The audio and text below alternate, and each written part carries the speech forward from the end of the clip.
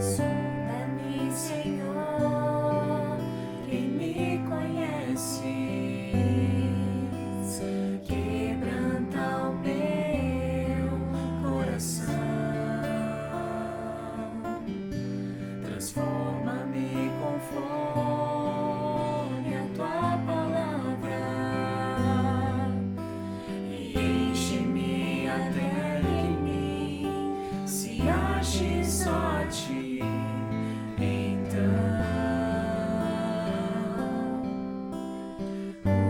Usa-me, Senhor, usa-me, sonda-me, Senhor, e me conheces,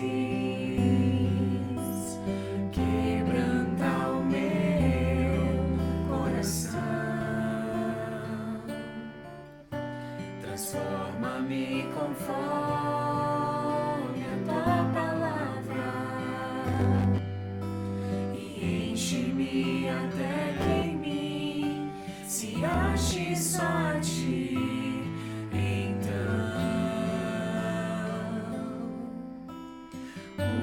usa-me, Senhor,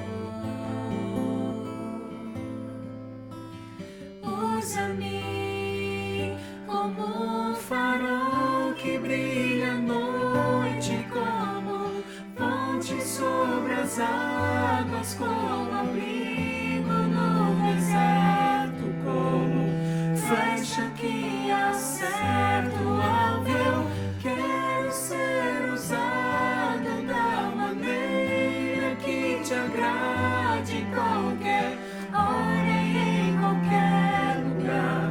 Eis aqui a minha vida, usa-me, Senhor, usa-me, sonda-me, quebranta-me, transforma-me, enche-me e usa-me, sonda-me, quebranta-me, transforma-me, enche-me e usa-me, Senhor, como um farol que brilha à noite, como ponte sobre as águas, como abrigo no deserto, como flecha que acerta o alvo. Eu quero ser usado da maneira que te agrade, em qualquer hora e em qualquer lugar. Eis aqui a minha vida, usa-me, Senhor, usa-me, sonda-me, quebranta-me, transforma-me, enche-me e usa-me, Senhor.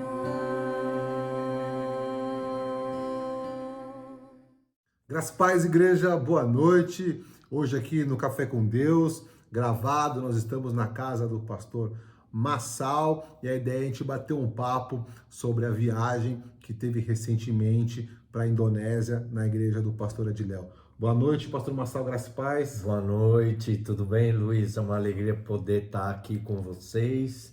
E para quem não conhece o meu ministério, o meu nome é Massal Sugihara, eu sou do Ministério Adoração Adoradores, gravei muitos CDs, DVDs aí, e eu sou da Igreja Relevância hoje, então é uma alegria poder estar aqui com vocês. Acho que essa igreja fica pertinho da escola do meu filho, ali no primeiro passo. É, né? Amém, Vizinho, amém. vizinho do meu filho. É bom que esteja orando por aquela escola ali, para que Ah, a presença de Deus chegue na vida deles, que tem muitas famílias precisando ali. amém, amém. Então, querido, mais uma vez, obrigado por se abrir a tua casa, para a gente estar conversando. E eu tenho uma primeira pergunta. O pessoal está muito curioso para entender sobre essa dinâmica, né, da ida de alguns pastores lá para a Indonésia, para conhecer. Qual que foi o objetivo por trás dessa viagem? Bom, uma coisa importante que eu gostaria que vocês soubessem é que eu venho há uns 20, quase 30 anos repensando igreja e vida cristã. E eu tinha tido, assim, muitos insights, porque eu venho observando que a igreja brasileira está passando por uma crise. E eu estava tendo muitos insights, mas eu não sabia o que fazer. Então eu conversava com os meus líderes, compartilhava o que Deus estava me mostrando, e eles até perguntavam para mim, Massal, mas e aí? Como é que a gente faz? E eu dizia, né? Eu sempre fui muito transparente, falei para eles assim, olha, eu não sei como fazer. Mas eu estava vendo muitas coisas que a gente precisava trabalhar na igreja. E aí, então, eu conheci o pastor Ediléo, da Indonésia, que tem uma igreja lá, em torno de 25 mil membros, espalhados toda a Indonésia, mas só lá em Jacarta, na capital, deve ter em torno de 10 a 15 mil membros. E aí eu conversando e estudando o material dele, eu vi que tudo aquilo que eu estava tendo de revelação, de entendimento sobre a igreja, eu vi ele pondo em prática. Isso foi algo impressionante. E eu e ele, então, formamos uma parceria. Que parceria é essa? Eu falei para ele que ele já tem vindo ao Brasil há mais de 10 anos. E ele tem apresentado a visão, os conceitos, os princípios, as práticas deles. E os pastores aqui não têm conseguido pôr em prática, né? Eles pegam muito como uma metodologia. E você mudar da metodologia A para uma metodologia B é fácil. E às vezes até melhora. Mas o que é importante? Você pegar a essência daquilo que está se praticando através dessa metodologia, dessa prática. Então, eu conversei com ele e eu falei para ele, ó, você está vindo aqui há mais de 10 anos e os pastores não estão conseguindo pôr em prática, porque não é só questão de metodologia, mas é uma mudança de cultura, uma mudança de mentalidade, é um entendimento do que a igreja precisa, a essência da igreja, né? Aquilo que ela precisa praticar e desenvolver uma metodologia. Então isso não é simplesmente dando uma palestra que se consegue captar isso, porque você sabe que uma mudança de cultura leva tempo, uma mudança de mentalidade, quebra de paradigma. Então, nós decidimos fazer uma parceria e treinar pastores durante 2 anos. Então, nós estamos dando os treinamentos, inclusive agora em novembro vai haver o 3º treinamento e você está convidado a participar. E a visão dele, assim, olha, de tudo que eu tenho visto por aí, né? É a melhor visão que eu vejo hoje de igreja nesses dias, né?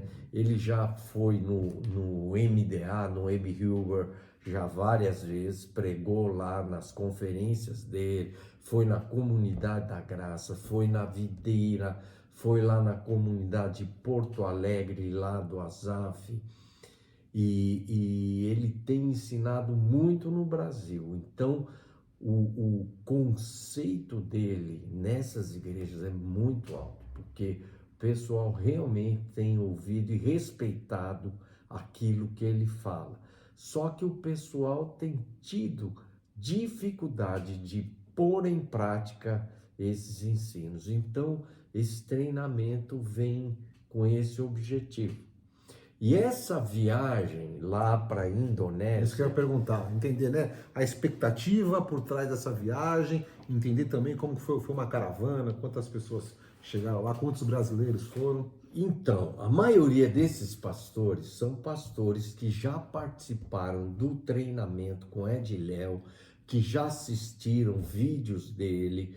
Então, nós fomos lá para conhecer, né, na prática, ver o que eles estão fazendo e vivendo lá. Nós somos em 16 pastores, foi uma equipe grande. Bastante gente, hein? Foi. E a expectativa era a gente ver na prática tudo aquilo que o Ed Léo tem nos ensinado aqui no Brasil. Então vocês foram ver o dia a dia de como a igreja se move na Indonésia, né? Isso aí foi uma experiência assim impactante, já digo isso para você. Nós tivemos uma reunião ontem com as pessoas que foram lá para a Indonésia.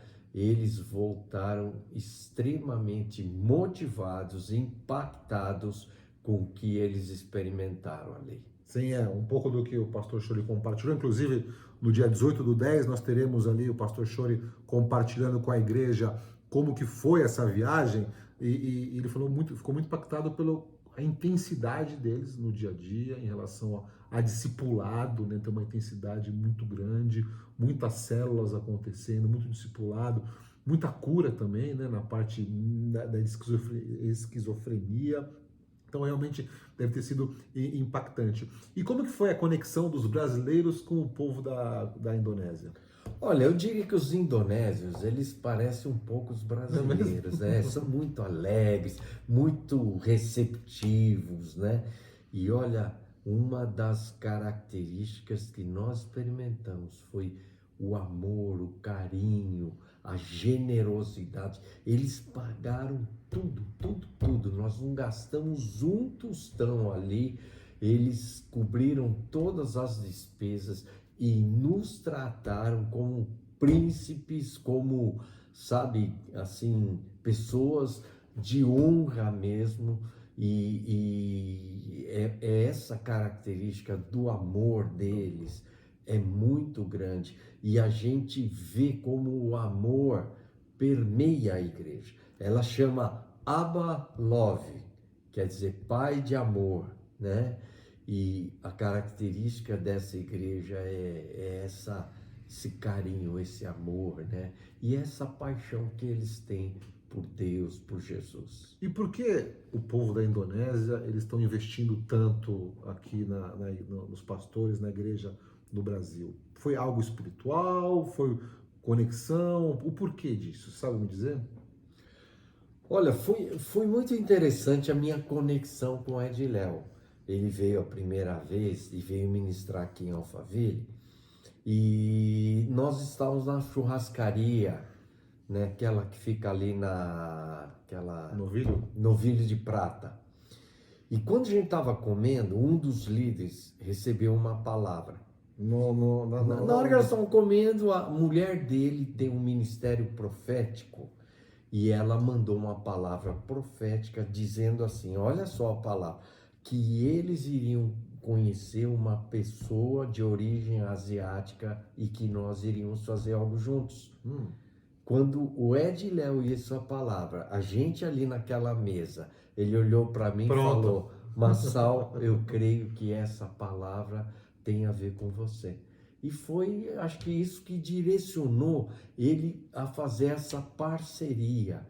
E eu creio que ele quis investir Sim. nos pastores, porque a gente indo lá, vendo ao vivo e a cores, o impacto seria muito maior.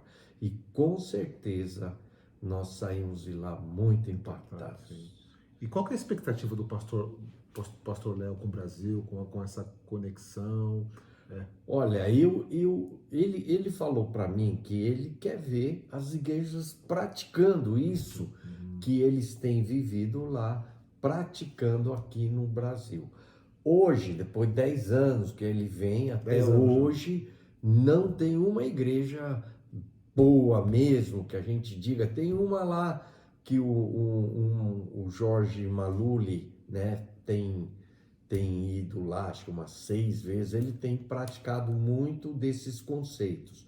Mas ele foi agora para os Estados Unidos e a igreja perdeu bastante, né, daquilo que Atração nesse...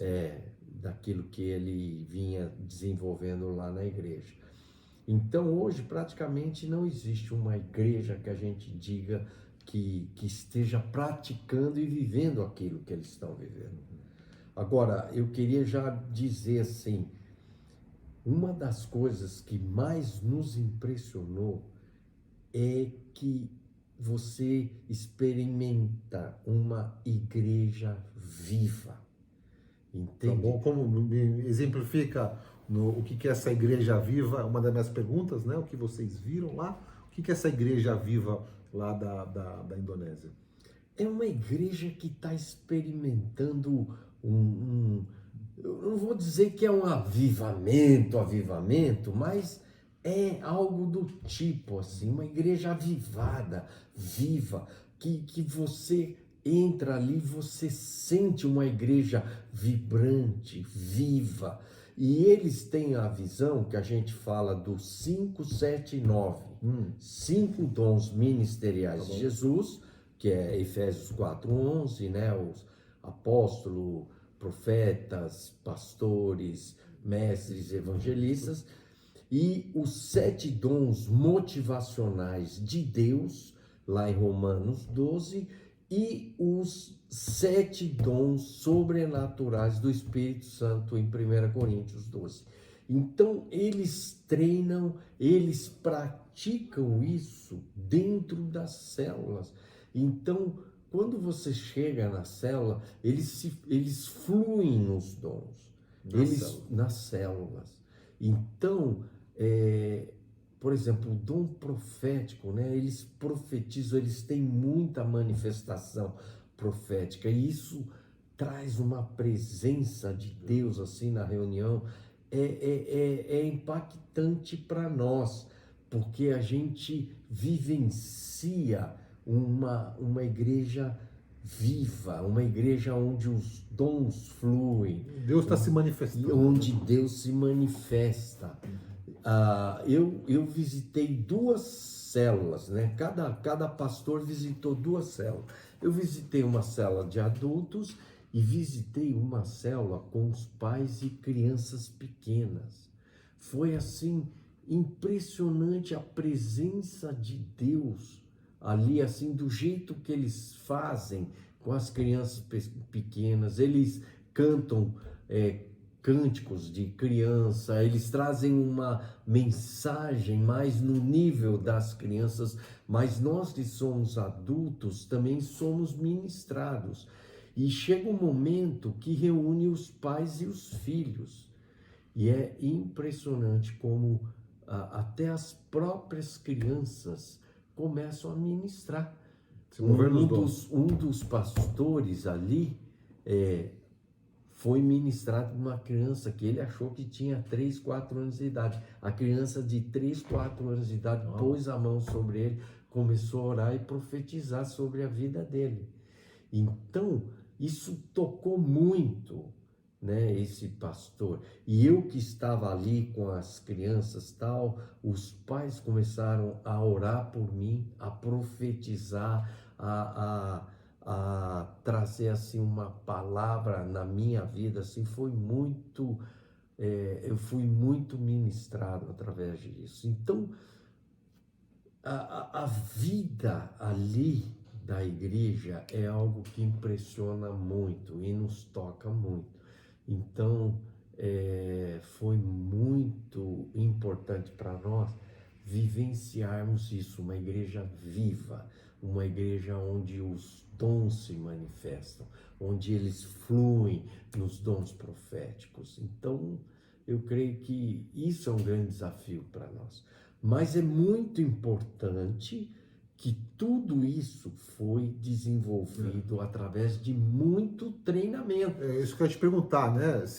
Tipo, lógico, é pela graça e pela misericórdia do Senhor, mas teve uma escada, um degrau de degrau que eles chegaram aí, Sim, né? Teve eles, um processo. Eles não treinam só os líderes, eles treinam a célula inteira. Então você vê que eles treinam e eles falam assim, que o treinamento deles é helicoidal, não é retilíneo. Por exemplo, a gente quando treina, módulo 1, então nós achamos que o cara já aprendeu o módulo 1. Agora vamos para o módulo 2, módulo 2. Começo, meio, fim do módulo 2. Então aí já achamos que ele aprendeu o módulo 1, módulo 2, agora vamos para o módulo 3. Mas a gente sabe na prática, a gente que é pastor, que a turma não aprende assim. Precisa repetir. Então é o que eles fazem. Eles vão, repetem, só que vão crescendo, entendeu? Por isso que é helicoidal. Então eles têm treinamentos proféticos na área de administração profética, eles têm treinamentos da cura interior. Então todos, não é só um ou dois, não, todos aprendem a ministrar cura interior. Eles treinam isso. Eles então, treinam isso. Treinam, por exemplo, a pessoa a dar um estudo, a ensinar. Tá bom. Então existe um discipulado, não só um discipulado de se viver uma vida cristã, como você faz, mas também um discipulado muito forte para se mover nessas áreas. Eu não diria que é um discipulado, porque existe uma equipe que faz esse treinamento. Tá, então tem algumas pessoas selecionadas tem algumas pessoas que têm os dons, né? Por exemplo, o ministério profético é dado por um grupo que exerce esse ministério profético. Então são equipes que dão treinamento, assim, são treinamento tipo de 7 horas no final de semana, onde vem 2, 3 ou 4 ou 5 células e eles dão treinamento e muita prática. Entendeu? Entendi. Então, não é que venham a igreja, vem as células, né? Vem o povo aprender como se move, e aí o Espírito Santo vai usar cada um ali conforme... E o interessante é que a coisa começa a ser impregnada na célula. Então, quando a célula divide, ela já leva essa multiplicação, já leva a essa unção. Então, começa com o tempo virar uma parte natural. E é exponencial, né? Porque vai se dobrando como se fosse célula do corpo, né? Vai se desdobrando. Vai se desdobrando, vai se multiplicando. Já esse tipo de vida e de ministração. É lógico que vira e mexe, você precisa fazer um treinamento para corrigir qualquer coisa que pode acontecer. Os pastores no Brasil têm muito medo de liberar essa questão da profecia, né? Porque existe muita manipulação, muito exagero, etc.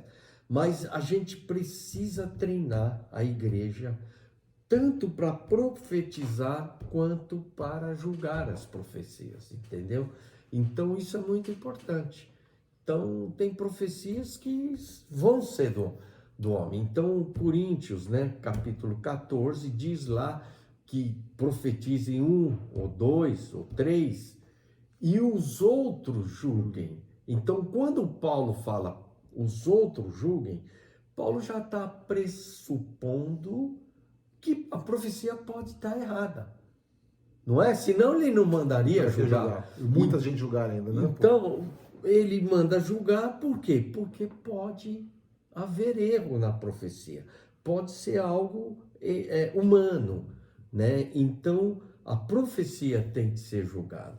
E se tiver errado, ele não faz nenhum estardalhaço, dizer, não, vamos apedrejar, como no Velho Testamento, os falsos profetas eram apedrejados. Então não vamos condenar, todo mundo pode errar. Até um profeta experiente. Opa, você falou para não bater, né? Não, fica tranquilo. Até o profeta experiente pode errar.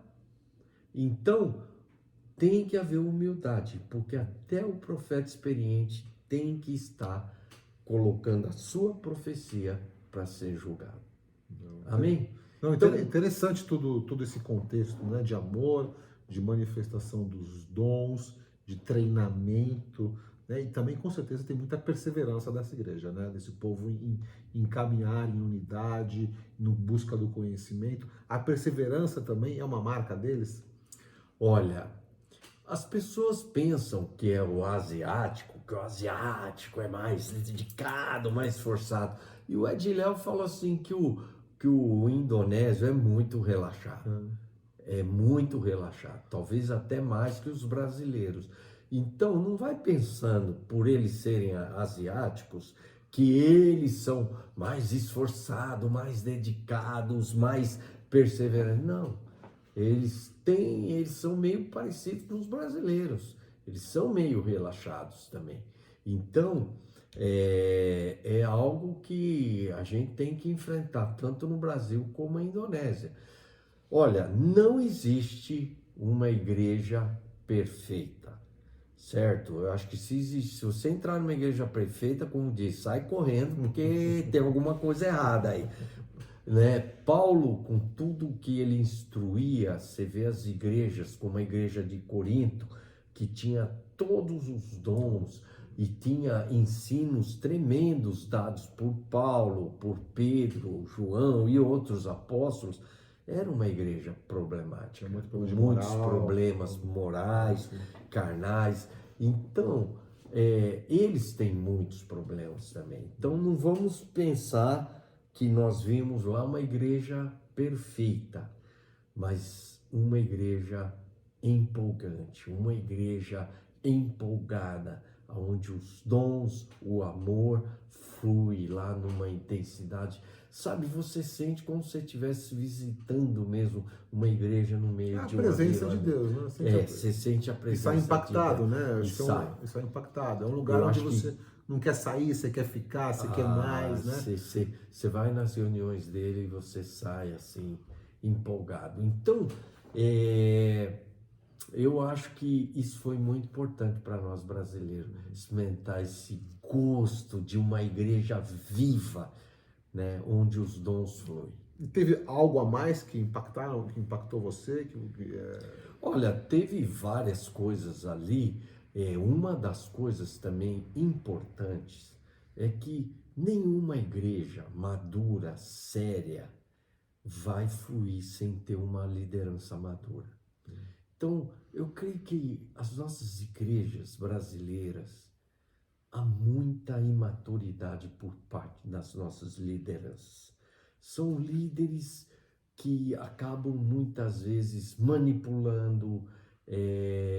Eu estava lendo um livro que chama 4 Leis de Poder Espiritual, do Frank Viola. E logo na primeira lei ele diz assim: não fira de forma alguma as ovelhas de Deus. Não machuque, não fira uma ovelha de Deus de maneira alguma. E hoje, você sabe, né, que mais tem aí ovelhas feridas dentro das igrejas por causa dos pastores.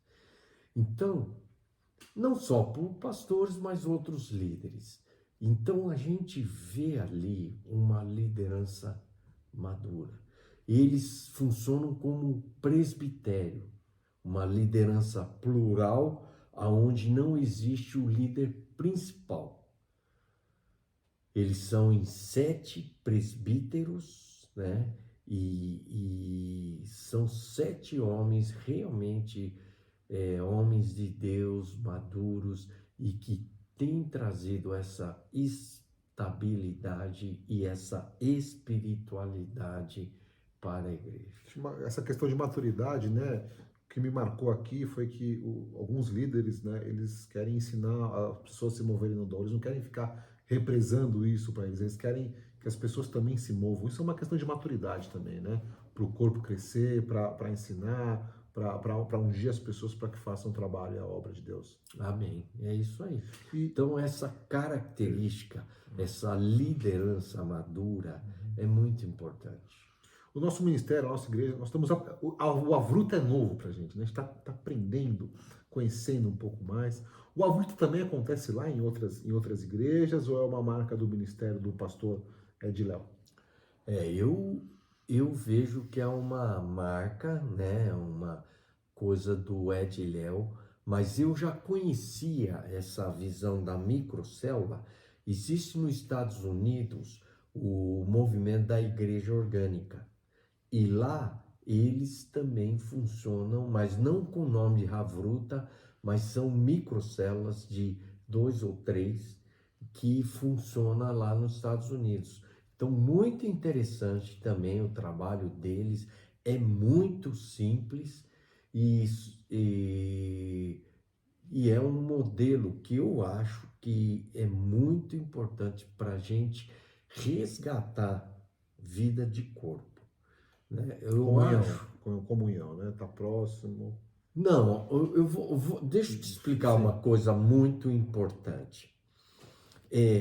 Quando a gente pensa na estrutura da igreja, a gente pensa na estrutura de Jetro, que é o sogro de Moisés, aquela estrutura piramidal, chefe de 10, chefe de 50, 100. Então, as empresas, né? Você tem o presidente, os diretores, os gerentes, os chefes, os supervisores, os encarregados. Então, essa estrutura piramidal que funciona a igreja de célula também, e todas as igrejas praticamente funcionam nesse modelo da estrutura de Jetro. Quando você vai para o Novo Testamento, a estrutura muda. E poucas pessoas se atentam a isso. A estrutura do Novo Testamento já não é a estrutura de Jetro. A estrutura do Novo Testamento é o corpo. E o corpo tem características diferentes da estrutura de Jetro. Aqui você vê organização. Aqui você tem organização, mas aqui funciona-se como organismo. E duas coisas importantes hoje nós temos que resgatar na visão de corpo. Primeira coisa é que o corpo, por exemplo, você vê esses dedos se movendo, Sim. Quem que está comandando? Seu cérebro. A cabeça. Então, o corpo tem uma cabeça. Quem que é a cabeça? Jesus. Isso é claro. E da ponta dos meus cabelos à ponta dos meus pés só tem um comando: cabeça. Então, eu digo que Jesus, ele tem que ser a cabeça do corpo, e a gente usa duas palavras: autoridade e comando. A única autoridade e comando sobre o corpo. Mas Jesus hoje está como a antiga rainha da Inglaterra, que é adorada, celebrada, era aplaudida, as pessoas se prostravam, se emocionavam, mas ela não mandava. Então, eu creio que hoje a gente tem que ser realista, né? Jesus não está sendo a cabeça do corpo. E aí tem alguns pontos que nós temos que refletir sobre isso, para que Jesus seja não a rainha da Inglaterra, mas seja de fato e de verdade a cabeça. Esse é um ponto fundamental, né, que eu vejo. E o segundo é o corpo. Então, sermos corpo, nós não sabemos ser corpo, nós sabemos ser instituição. Por exemplo, eu sou o líder e aqui tem uma célula. Eu sou 100% responsável pelo grupo, o grupo é 0% responsável por mim e é 0% responsável um pelo outro. Isso não é corpo, isso é instituição. Funciona, cresce, mas isso não é ser corpo. Então, um dos grandes desafios é nós funcionarmos como corpo. Por exemplo, esse dedo, essa mão, não consegue funcionar sozinho. Ele tem que estar interligado, ligado, e cada um fazendo a sua parte, manifestando então vida de corpo. Então, o Havruta, a microcélula, para mim, pessoalmente, né, tem o objetivo de resgatar a vida de corpo. Porque há um leque muito grande daquilo que você pode fazer no Havruta. Por exemplo, o Havruta pode ser um grupo de comunhão, pode se transformar num grupo de oração, pode se transformar num grupo de estudo bíblico. Pode ser plural, né? Pode ser um monte de coisa. Então, para mim, o Havruta, ele tem que resgatar a vida de corpo. A gente aprender e a viver a sermos corpo, aonde eu ensino, você me ensina, eu te exorto, você me exorta, onde nós confessamos pecados uns aos outros. Então, nós começamos a viver vida, eu começo a estimular você a viver o senhorio de Cristo, o amor, estimularmos ao amor, ao senhorio de Cristo. Por quê?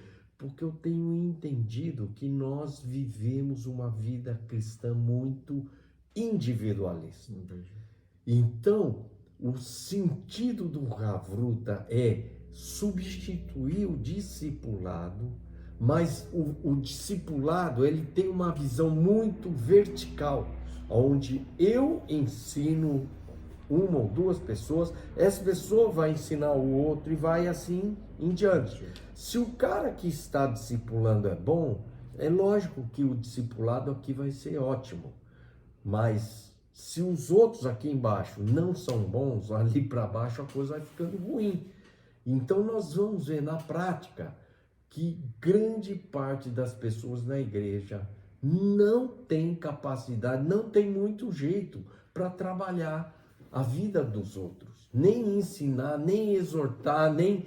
Então nós estamos tentando desenvolver uma coisa que na prática as pessoas não conseguem fazer direito. Eu, por exemplo, costumo dar exemplo, eu mesmo tenho dificuldade de trabalhar com certas pessoas, até você também, né? Com certeza. Com alguns você trabalha bem, mas com o outro é muito difícil, você não consegue trabalhar. Então, quando nós trabalhamos mais horizontalmente, é mais fácil. Então, existem várias dinâmicas que nós vamos fazendo no Havruta que vai levar com que eu trabalhe na sua vida, você trabalhe na minha vida, a gente exorte um ao outro. Por exemplo, na minha microcélula, os caras, né, eu sou mais velho, sou talvez o mais experiente, eles me exortam, né? Massal, por exemplo, nós ficamos uma semana falando de problemas com a nossa esposa.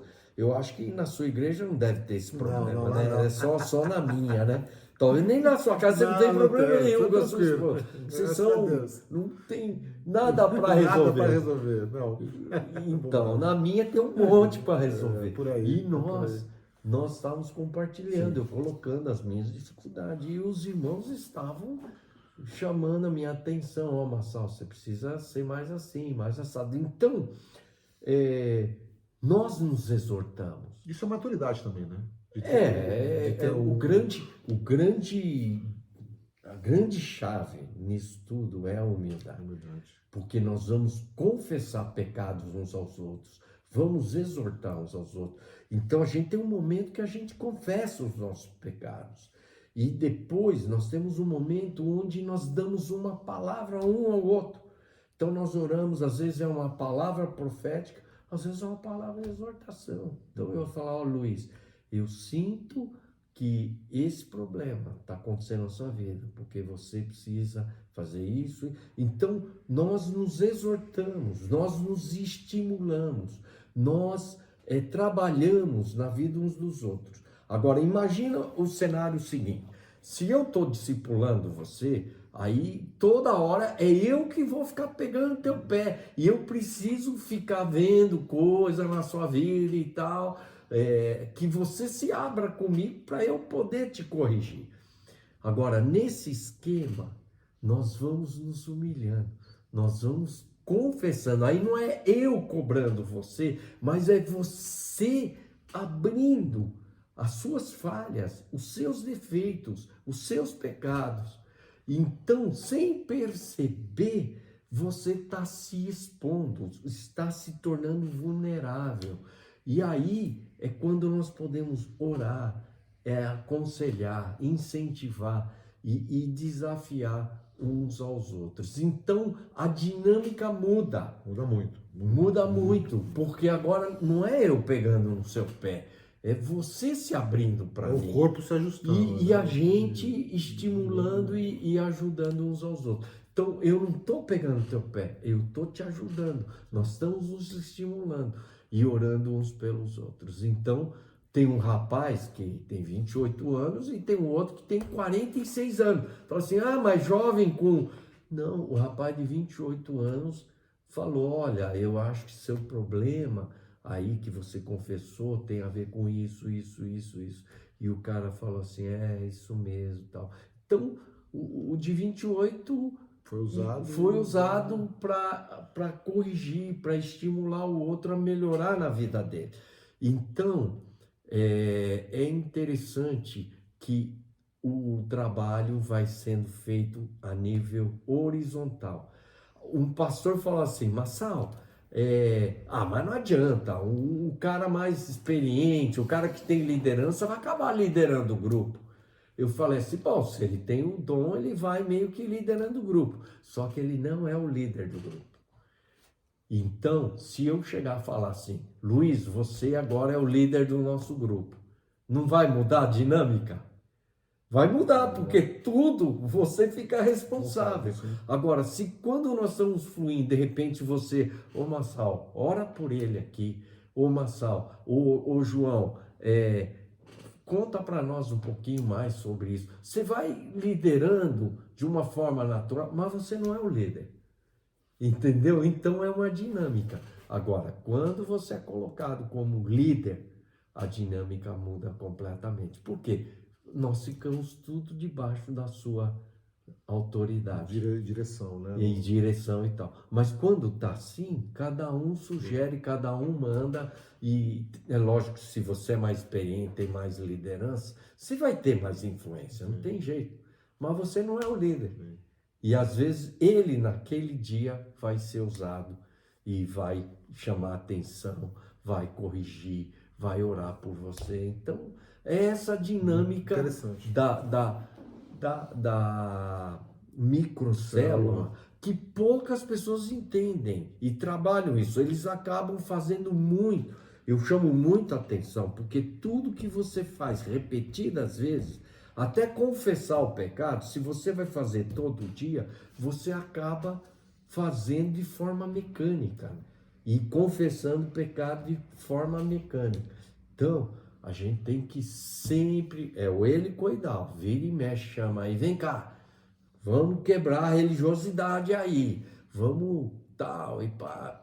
Então, é isso que a gente procura trabalhar. Então, eu pessoalmente estou querendo, a gente, né, está querendo montar uma equipe de ministério que tem uns 5 ministérios já num alto grau, né?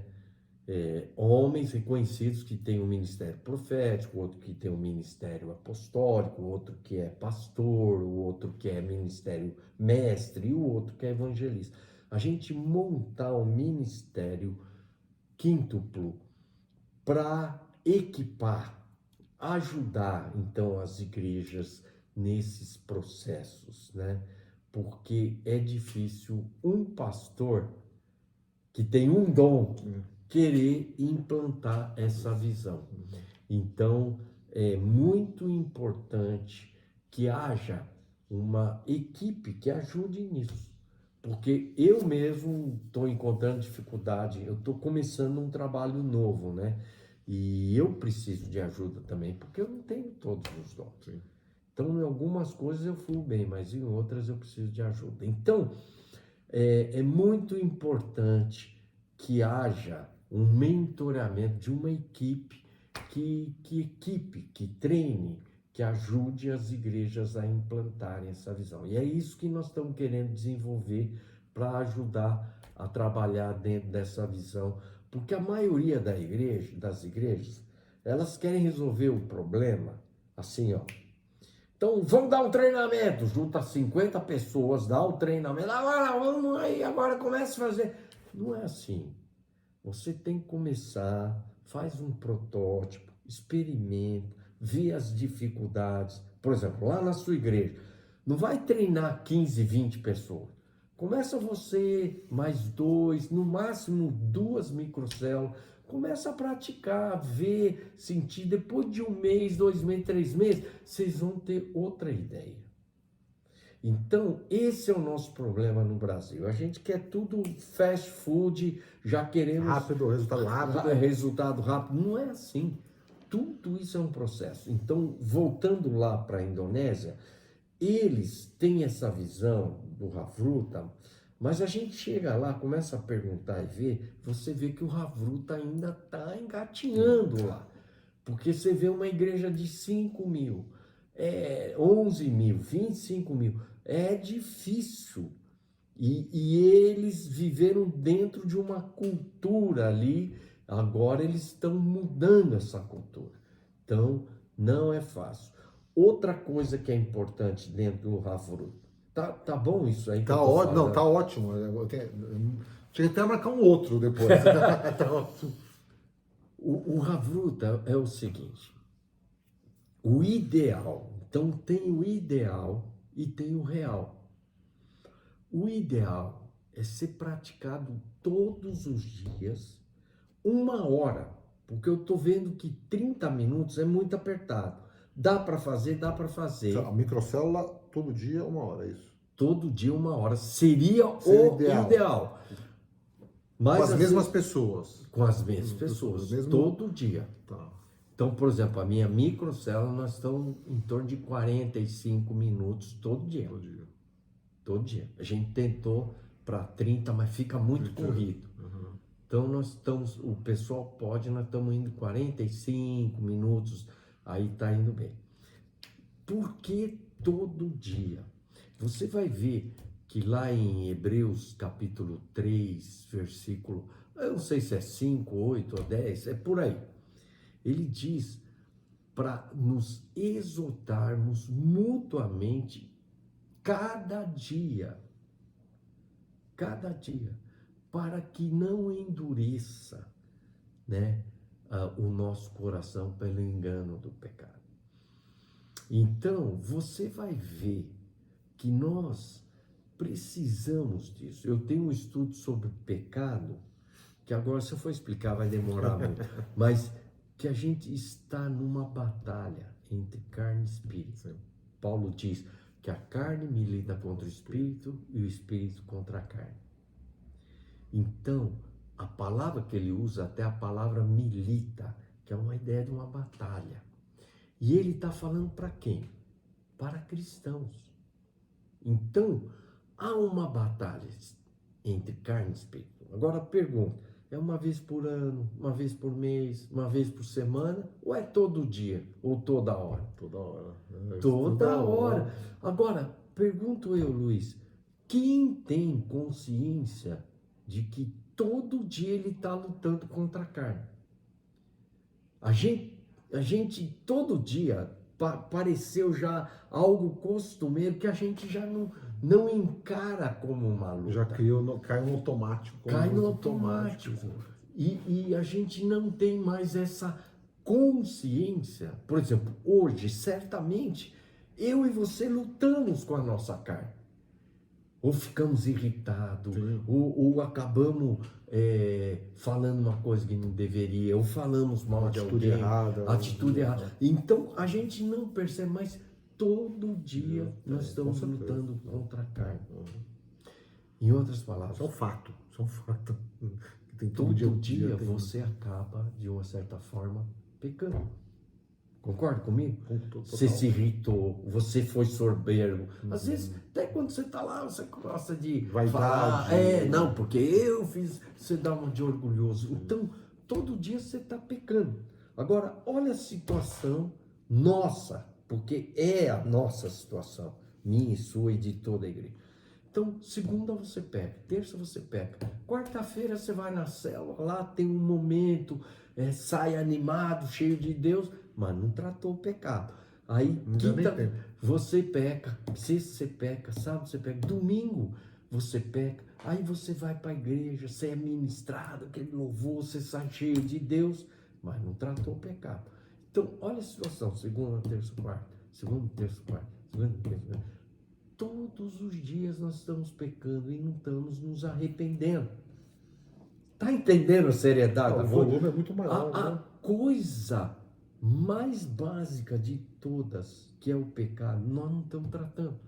E vou te dizer mais, os pecados recorrentes, aqueles que você faz todo dia, por exemplo, se você é uma pessoa irritadiça, todo dia você fala meio grosso, porque você o quê? Não.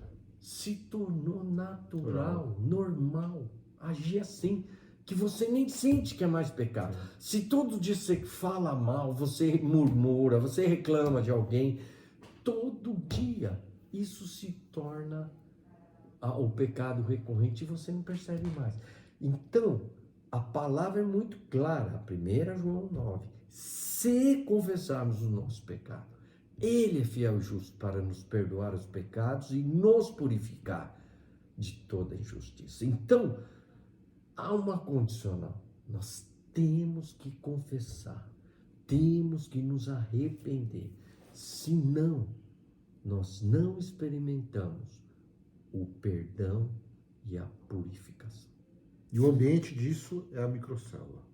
Essa é a razão que nós precisamos confessar todos os dias. Interessante, não?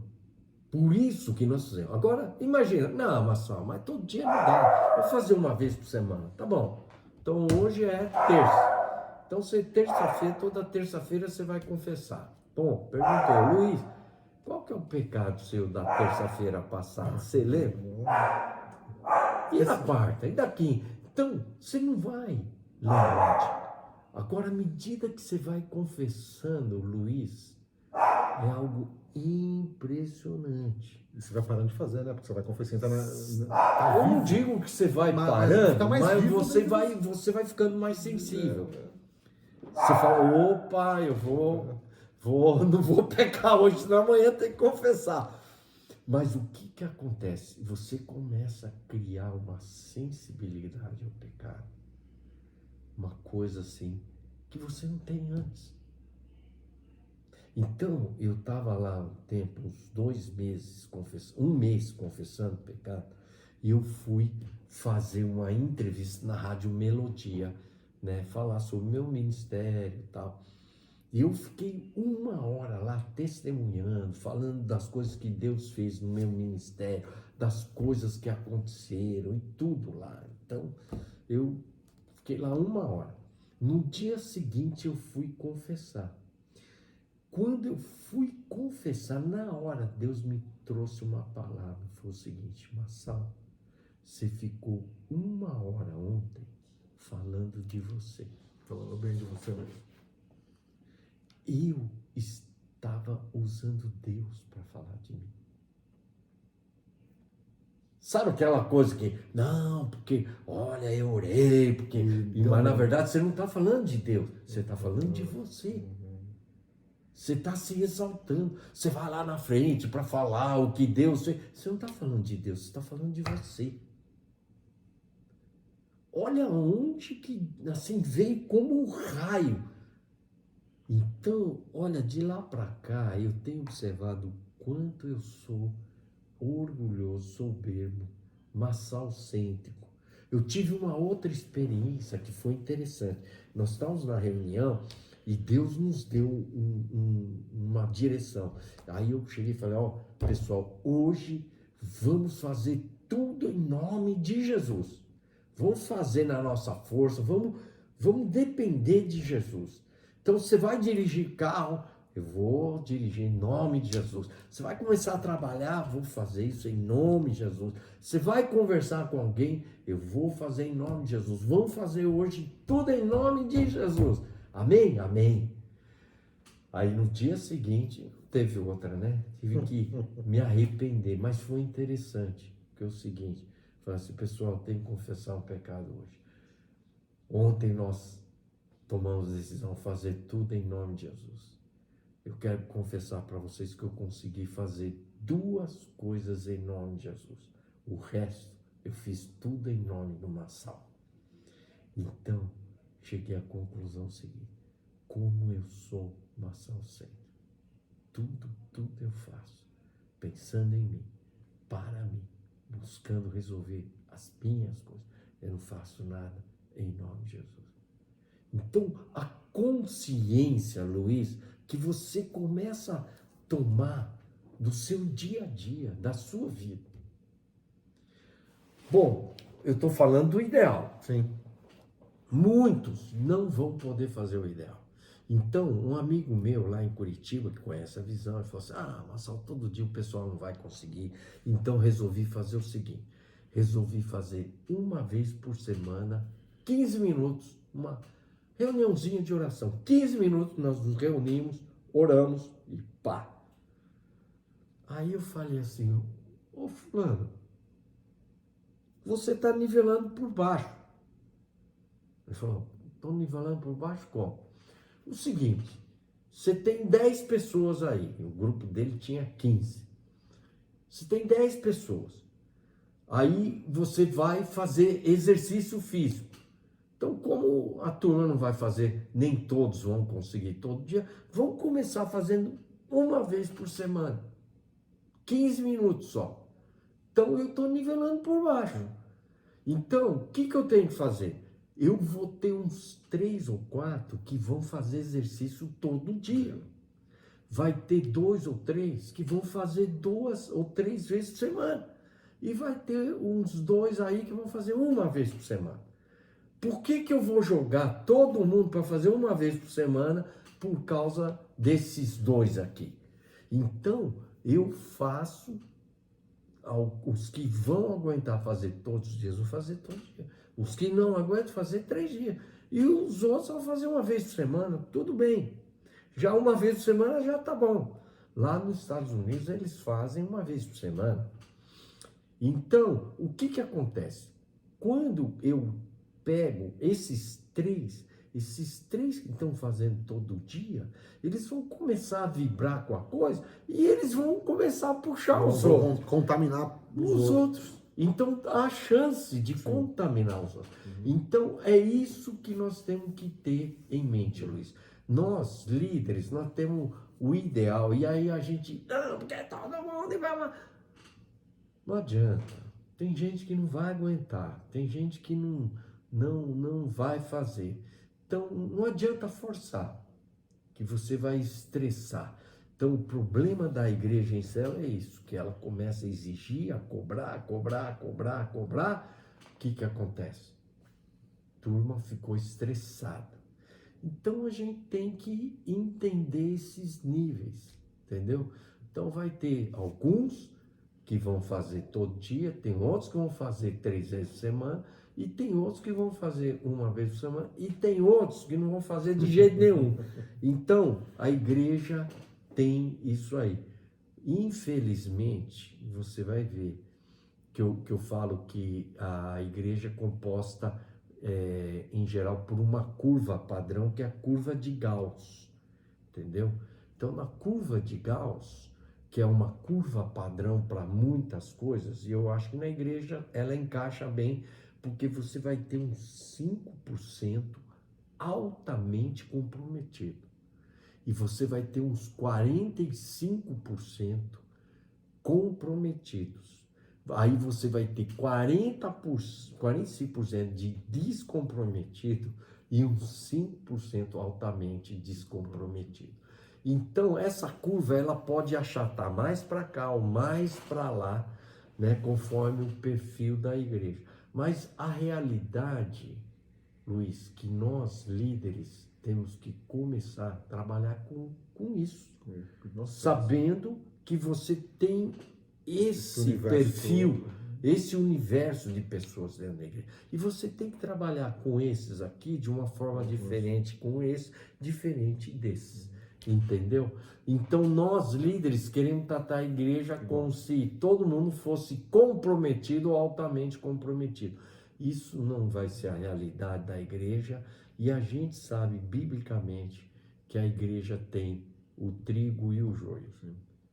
Então tem jeito, o diabo vai jogar o joio lá, e esse joio dá trabalho, mas infelizmente ele está lá e nós temos que trabalhar. Joio e trigo, e vamos em frente. Pastor Marçal, eu gostaria de te agradecer muito.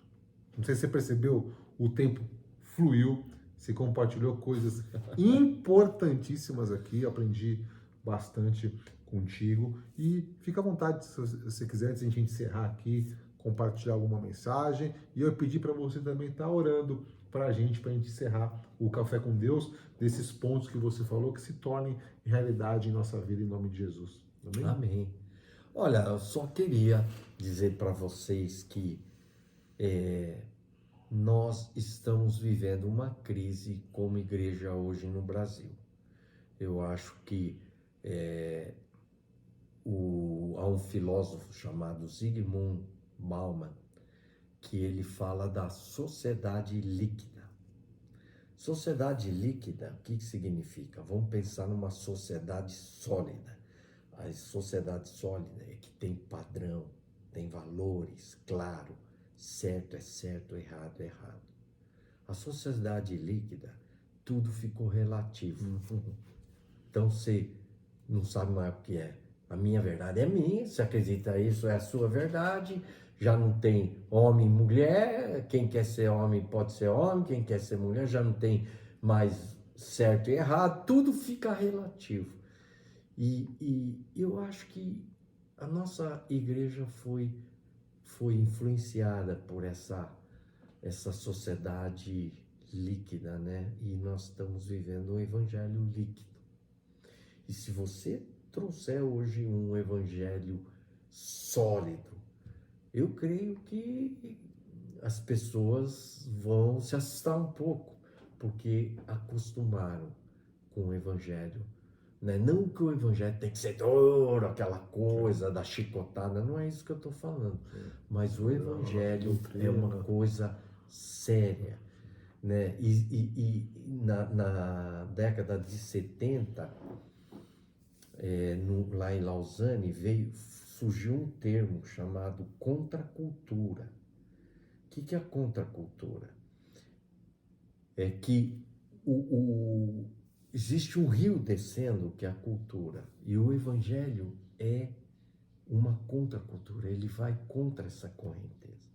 Então, se você quiser realmente viver um evangelho genuíno, nós vamos, infelizmente, chocar com a cultura. Só que é duro a gente chocar. Então a gente acaba adaptando e descendo junto com o rio, tentando viver o evangelho. Mas como grandes homens de Deus definiram, o evangelho é uma contracultura. Então, quando Jesus ele inicia o ministério dele, a primeira mensagem que Jesus dá, o cara está começando o ministério, a primeira mensagem que ele dá, adivinha o que ele vai falar? Ele vai falar sobre felicidade. O que é ser feliz? Ele fala bem-aventurado. E o que é ser feliz? É os que choram, é os que sofrem, é os que são perseguidos. Rapaz! Quem quer isso? Quem quer isso? Então, eu acho que o nosso conceito de felicidade, de amor, de muitas coisas estão diluídos. Então, eu quero deixar essa mensagem com vocês.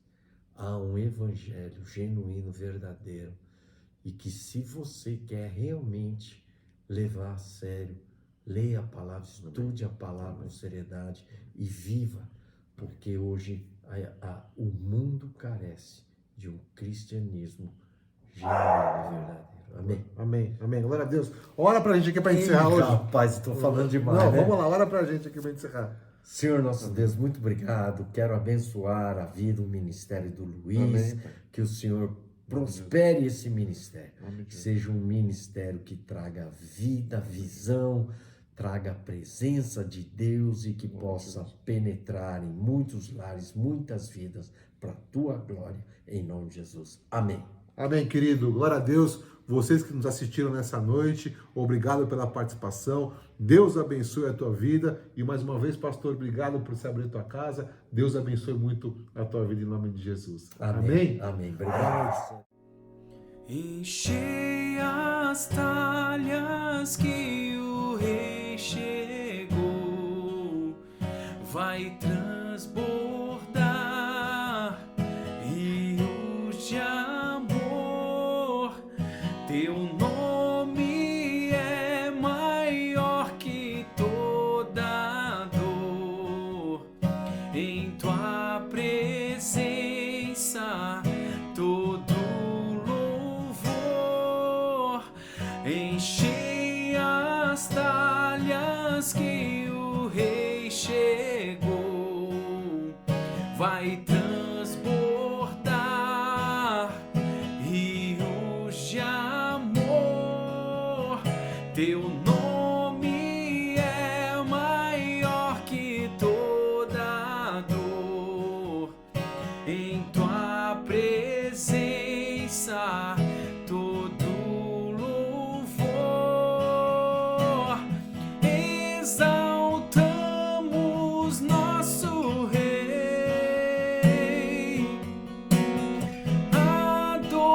adoramos nosso rei,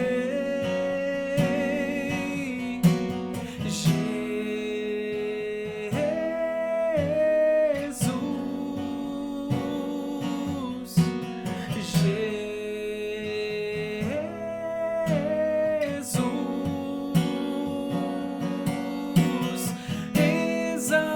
Exaltamos nosso rei,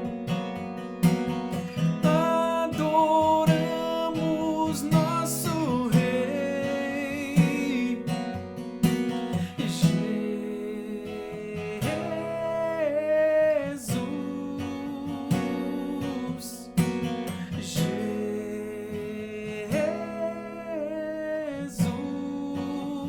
Jesus. Choro em alegria, Ele pode transformar. Choro em alegria, Ele pode transformar. Choro em alegria, Ele pode transformar. Exaltamos nosso rei, adoramos nosso rei,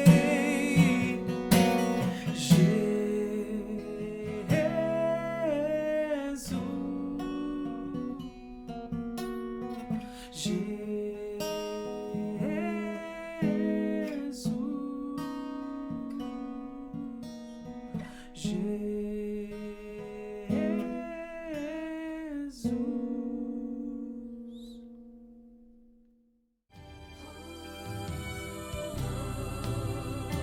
Quem está disposto a ser um vaso novo, erga sua voz.